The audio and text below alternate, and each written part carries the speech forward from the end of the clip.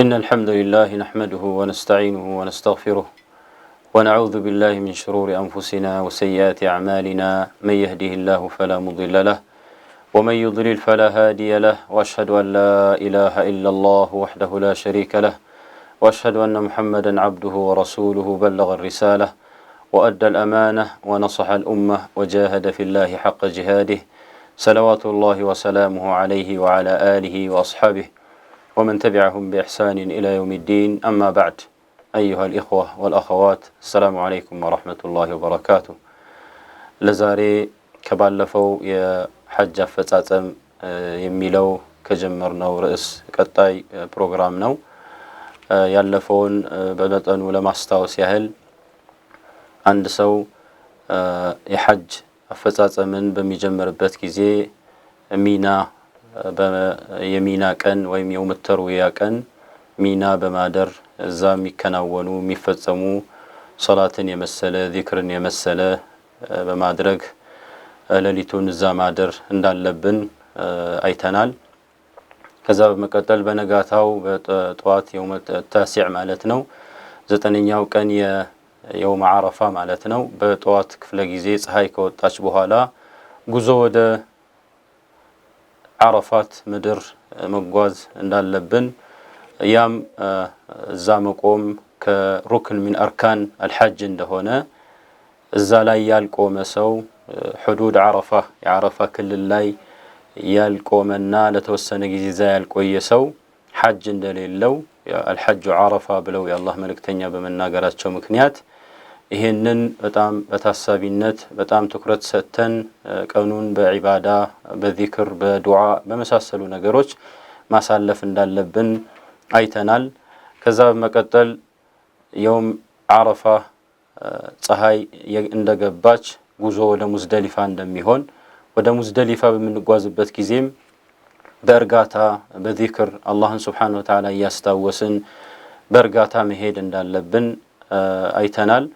እዛው የሙዝደሊፋ ቀን ማለት ነው ሌሊቱ ማለት ነው ከ9ኛው ሌሊት 9ኛው የአረፋ ቀን ውለን ማታውኑ ወደ ሙዝደሊፋ ወደሚባለው ቦታ መምጣት እንዳለብን እዛም ማደር ግዴታ እንደሆነ አይተናል።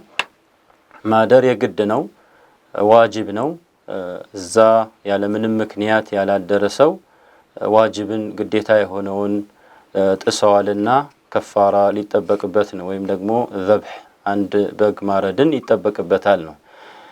መጨረሻ ላይ እዛ ካደረ በኋላ ሶላት الصبح እዛው ይሰገዳል።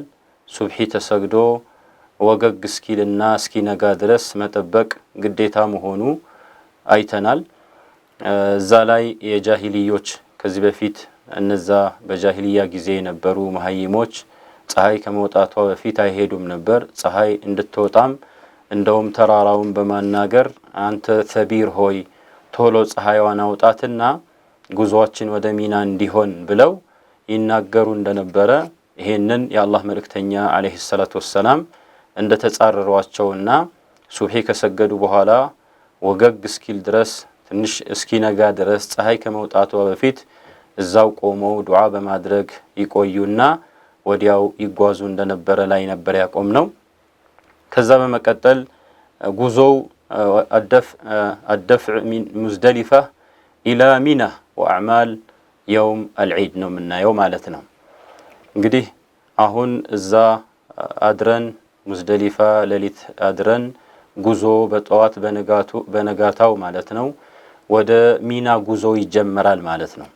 ጉዞ በመናደርግበት ጊዜ በንጋቱ ስንንቀሳቀስ አላህን Subhanahu Wa Ta'ala ያስታወስን استغفار ያደረግን የተናነስን በርጋታ ከሙዝደሊፋ ወደ ሚና ጉዞ ማድረግ ይተበቀበናል። ከዛ በፊት ግን ለማስታወስ ያህል የሙዝደሊፋ ሌሊት ከአስሐብ الأعذار ዑذር ያላቸው ምክንያት ያላቸው ሰዎች ውጭ እዛው ማደር እንዳለባቸው አይተናል። ነገር ግን ሽማግሌዎች ሴቶች ህፃናት ካሉ በሽተኞች ካሉ ቀደም ብለው መሄድ እንደሚችሉ ለማስታወስ ነው። ቀደም ብለው ማለት ከእኩለ ሌሊት በኋላ እዛው ሳያድሩ እዛው ትንሽ አረፍ ብለው ከእኩለ ሌሊት በኋላ ወደ ሚና ጉዞ ቢያደርጉ ይፈቀድላቸዋል። የአላህ መልእክተኛ አለይሂ ሰላቱ ወሰላም ፈቅደዋልና ማለት ነው። አቅመ ደካማ የሆኑ ሴቶች ካሉ፣ በሽተኞች ካሉ ወይም እነሱን የሚንከባከብና ከነሱ ጎን የሚሆን ሰው ካለ አብሯቸው ወደ ሚና ይሄዳል ማለት ነው። ማደር አይጠበቅባቸውም። ከሌሎች ከጠንካራ ሰዎች ከሌሎች ጋራ ተጋፍተው አቅም ስለማይኖራቸው ቀድሞ እንዲሄዱ ተፈቅዶላቸዋል ማለት ነው። ስለዚህ ጉዟችን ወደ ሚና ይሆናል። በእርጋታ ከተጓዝን በኋላ እዛ እየሄድን መንገድ ላይ ከሙዝደሊፋ ጠጠሮችን ለቅመን 7 ጠጠሮች የምንወረውራቸው 7 ጠጠር መልቀም ይኖርብናል። ሚና ላይ ሙዝደሊፋ ላይ ከለቀምነው ጥሩ ነው። ካልሆነም መንገዳችን ላይ ሚና ቦታም መልቀም ይቻላል ማለት ነው። 7 ሐሳያት ነው የተባለው 7 ጠጠሮች። ይሄ ጠጠር ልክነቱ ወይም ልኬታው ከሽምብራ ትንሽ ከፍ ያለ የባቄላን የሚያክል ጠጠር መሆን አለበት። ከዛ በላይ ትልቅ ድንጋይ ወይም ደግሞ ጫማ ወይም ሌሎች ከዛ ውጭ ያሉ ባዕድ ነገሮችን ይዞ መወርወር አይቻልም፣ አይፈቀድም። ምክንያቱም የአላህ መልእክተኛ አለይሂ ሰላቱ ወሰላም አብዱላህ ኢብኑ አባስ እንደዘገበው ጠጠር እንድለቅምላቸው አዘዙኝና ጠጠር ለቅሜ ሰጠኋቸው። ከዛ በትንፋሻቸው እፍፍ እያሉ እየጠረጉ በዚህ አይነት መልኩ ይችን የምታክል ጠጠር ወርውሩ በማለት ማሳሰቢያ ሰጡ። ከዛ በዛ ላይ የሰጡት ትልቅ የሆነ ተንቢህ አለ። ከዚህ በላይ ጉሉው ማድረግ ድንበር ማለፍ እንደሌለብን፣ በትልቅ ድንጋይ መወርወር እንደማይቻል፣ ከናንተ በፊት የነበሩ ሰዎች ድንበር በማለፋቸው ምክንያት ነው የጠፉት በማለት የአላህ መልእክተኛ አለይሂ ሰላቱ ወሰላም እዚህ ላይ አስጠንቅቀዋል። መጠንቀቅ ያስፈልጋል። ዋናው ዓላማ ተዓቡድ ነው፣ ዒባዳ ነው። አላህ ስብሓነሁ ወተዓላ ባዘዘው መሰረት ነቢዩ ሰለላሁ ዐለይሂ ወሰለም በፈጸሙት መሰረት ነው መፈጸም ያለብን እንጂ እንደመሰለን ትልቅ ድንጋይ ነው የሚይዘው ብለን በፈለግነው መልኩ መወርወር አንችልም ማለት ነው። ስለዚህ ከሽምብራ ትንሽ ከፍ ያለች የባቄላን የምታክል ትንሽ ጠጠር ይዘን በየውርወራው ላይ አላሁ አክበር እያልን አላህን ስብሓነሁ ወተዓላ እያላቅን መወርወር እና ጉድጓድ ውስጥ መግባቱን ማረጋገጥ መቻል አለብን። እንግዲህ ይሄ የሚወረወረው በዒድ ቀን ወይም ደግሞ ዒድ ቀን ያለነው እና በዒድ ቀን የሚወረወረው ጠጠር ከሽምብራ ከፍ ያለች የባቄላን የምታክል ናትና የሚወረወርበት ቦታ ደግሞ ጀምረቱል ዓቀባ የሚባለው ወይም ጀምረቱል ኩብራ ተብሎ ይጠራል። ትልቁ ጀምራ የሚባለው ወደ መካ ቀረብ ያለው እሱ ላይ ነው የሚወረወረው። በዒድ ቀን ከሚተገበሩ ተግባራት የመጀመሪያው ስራ ፀሐይ ከወጣች በኋላ እስከ ፀሐይ እስክትገባ ድረስ ያለው ወቅት የመወርወሪያ ጊዜ ነው። የመጀመሪያ ስራ ወደ ልክ እንደ ሚና እንደደረስን የመጀመሪያው ስራችን 7 ጠጠሮችን መወርወር ነው። እያንዳንዷ ጠጠር እየወረወርን አላሁ አክበር እያልን 7 ጠጠሮችን መወርወር ያስፈልጋል። እንግዲህ በምንወረውርበት ጊዜ ቦታ ውስጥ የሚወረወርበት ቦታ መግባቱን በደንብ እርግጠኞች መሆን አለብን። የግድ የአሙዱ ምሰሶውን የግድ መምታት አለብን ማለት ሳይሆን እዛ ውስጥ መግባቱን በደንብ አረጋግጠን መሆን አለበት። ዝም ብለን በግምት ብቻ እየወረወርን መግባቱ አለመግባቱ ሳናረጋግጥ መወርወር የለብንም ነው። ስለዚህ 7 መሆናቸውም እርግጠኛ መሆን ያስፈልጋል። በንቃትና በጥንቃቄ ጠጠሮችን መወርወር ይጠበቅብናል ነው። ከዚህ ጠጠር ከወረወርን በኋላ ቀጣዩ ተግባራችን የሚሆነው ነሕረል ሀዲ ነው።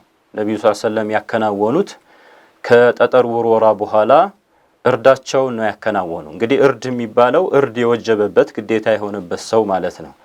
ተመቱዕ ላይ ያለው ቂራን ላይ ያለው ማለት ነው። ይሄ ሙፍሪድ የሆነው በሱ ላይ እርድ ግዴታ ያልሆነበት ሰው እንዲያርድ አይጠበቅበትም ማለት ነው። ከዛ በኋላ እርዱን በራሱ ከተቻለ ተገኝቶ በራሱ ቢያርደውና ካረደውም የተወሰነ ትንሽ ተወስዶ ከዛው መብላትን የተወደደ ነው።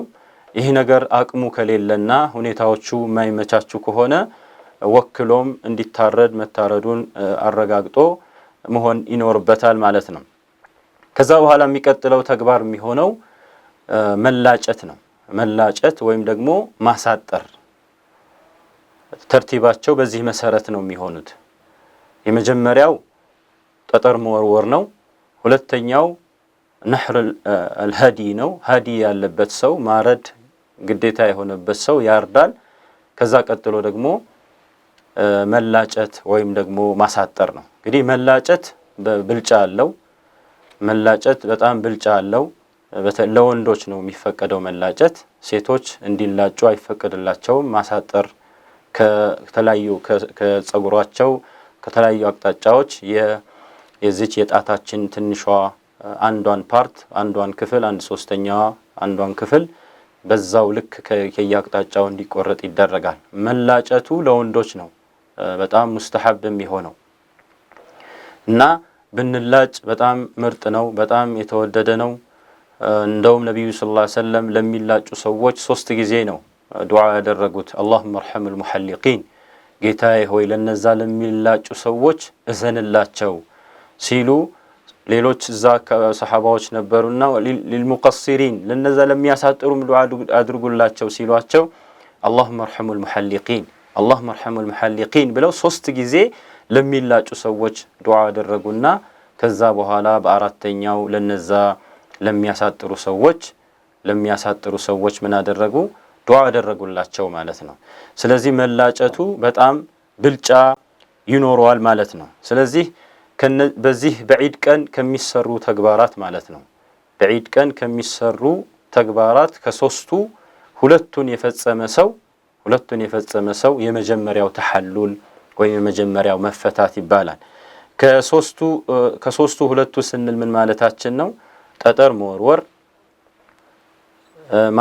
መላጨት ወይም ማሳጠር እና ጠዋፍ አልኢፋዳ በዒድ ቀን ነው የሚሰራውና ከነዚህ ሶስቱ ሁለቱን የፈጸመ ሰው የመጀመሪያው ተሐሉል ይባላል። የመጀመሪያው ተሐሉል ስንል ምን ማለት ነው?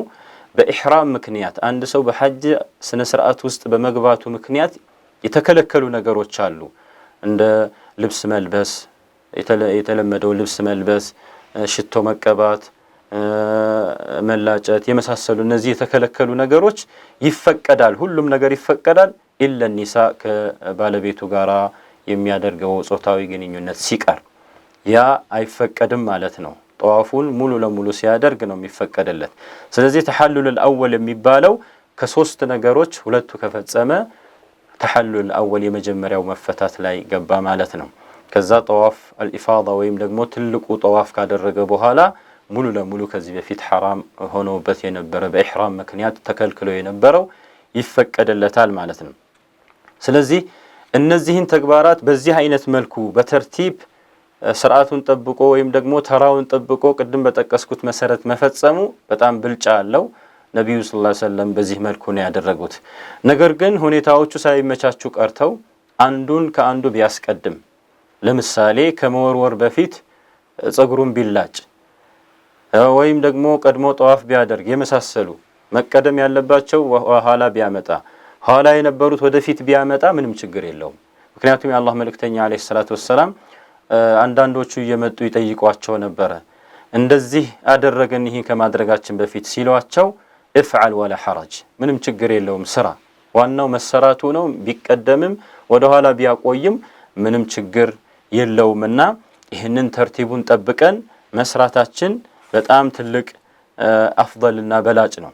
ስለዚህ አዩሃል ኢኽዋ አዩሃል ሑጃጅ፣ እናንተ ሐጅ የምታደርጉ ወንድሞች፣ እህቶች፣ አባቶች፣ እናቶች እነዚህን በደንብ አድርገን አውቀናቸው ጊዜያችንን በትክክል በታዘዝነው መሰረት ነብዩ ሰለላሁ ዐለይሂ ወሰለም ባከናወኑት መሰረት ተራውን ጠብቀን ስርዓቱን ጠብቀን ከሌሎች ጋራ ግፊያ ሳንፈጥር ሳንጨናነቅ ሁሉም እየተዛዘነ እየተሳሰበ አንዱ ለሌላው እያሰበ ይህንን ተግባር መፈጸም ተገቢ ነው። በጣም አንገብጋቢ ነው። በጣም አስፈላጊ ነው።